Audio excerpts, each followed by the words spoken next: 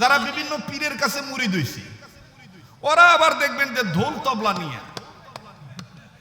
কি কায়দা করে কয়, কোন সাধনে পাব গো নবীজি আপনাই, গো নবীজি কোন সাধনে পাব আপনাই। এই গেল 3 নাম্বার। 4 নাম্বার আর একটা গ্রুপ আছে। বেজার হইতেছে নাকি? মানে আমি দাবিদারদের সত্য না মিথ্যা এটা ফুটে তোলার জন্য একটু ডাইনে বামে বলতেছি, কষ্ট হচ্ছে নাকি? একটু কথা বলতে নিষেধ করেন দাদা। কি এখানে কি গল্প করতেছেন নাকি দাদা? একটু কায়দা করে একটু সরে দাঁড়ান, ডিস্টার্ব দিয়েন না। অনেকদিন পর আসছি, একটু মন খুলে কথা বলতে দেন নাকি কর। এরপরে দেখবেন আর এক গ্রুপ আছে কি কায়দা করে সুর দিয়ে কয়, আমি কেমনে পাব নবীজি আপনাই, ও গো কামলি বহলা কেমনে পাব নবীজি আপনাই। আমি কেমনে পাব নবীজি আপনাই, ও গো কামলি বহলা কেমনে পাব নবীজি আপনাই। আপোওয়ালা পাক জাতে পাঠাই দিলেন দুনিয়াতে, আপোওয়ালা পাক জাতে পাঠাই দিলেন দুনিয়াতে। নূরের বাতি দিলেন জ্বালায় সোনার মদিনায় গো নবীজি। আমি কেমনে পাব নবী গো আপনাই, ও গো কামলিওয়ালা কেমনে পাব নবীজি আপনাই। বললে সব হবে, গুনাহ হবে না, কথা সত্য, কিন্তু মতলব খারাপ। এজন্য একটু বলেন না, কথাটা বলেন না।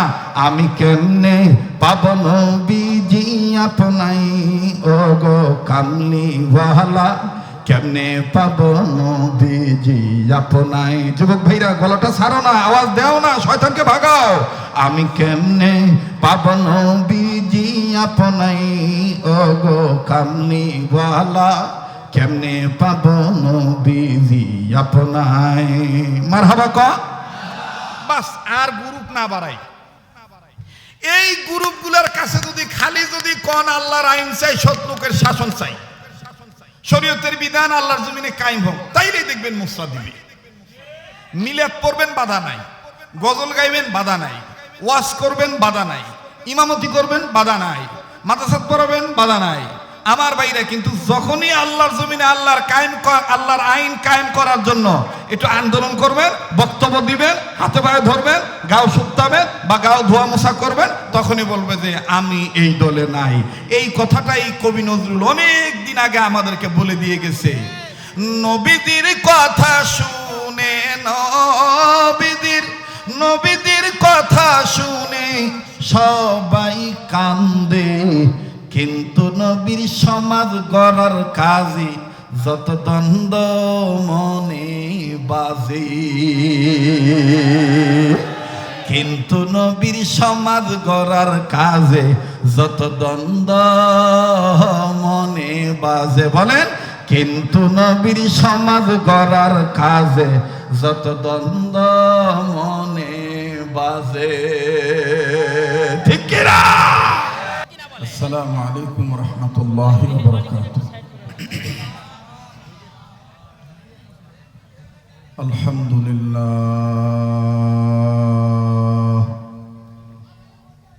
আলহামদুলিল্লাহ রাব্বিল আলামিন, ওয়াসসালাতু ওয়াসসালামু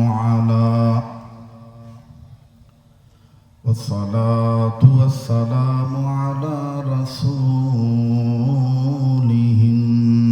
নবিয়্যিল কারীম।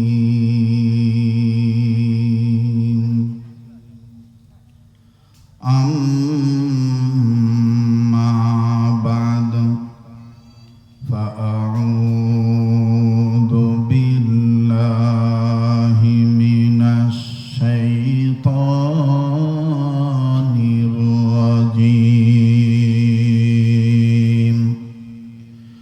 বিসমিল্লাহির রাহমানির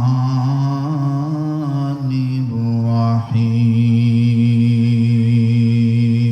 الرحيم يا أيها الناس قد جاءكم برهان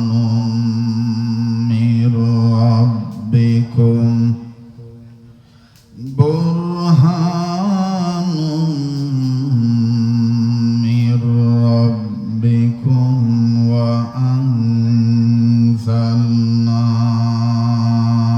إليكم نورا مبينا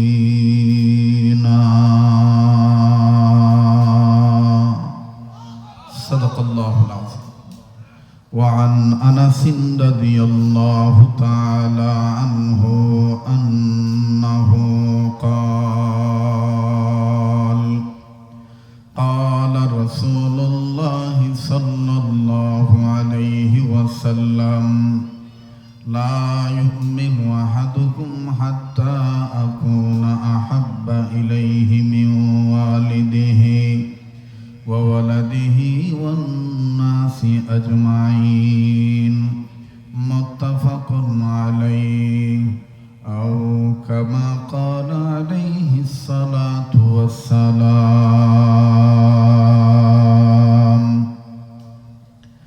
আধারে যখন ডুবেছিল জাতি ছিল না আলোর বাতি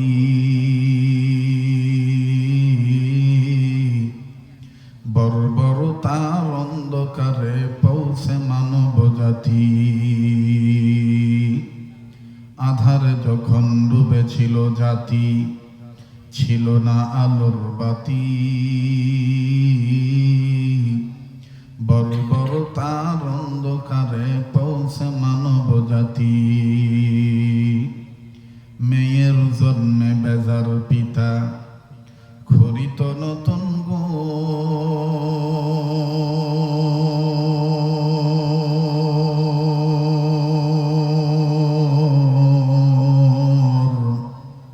কন্যা সন্তান জন্মিলে মায়ের কাঁপিত সেবন্তর সেই সে কঠিন বর্বরতার যুগে মোদের আল্লাহর আশীর্বাদ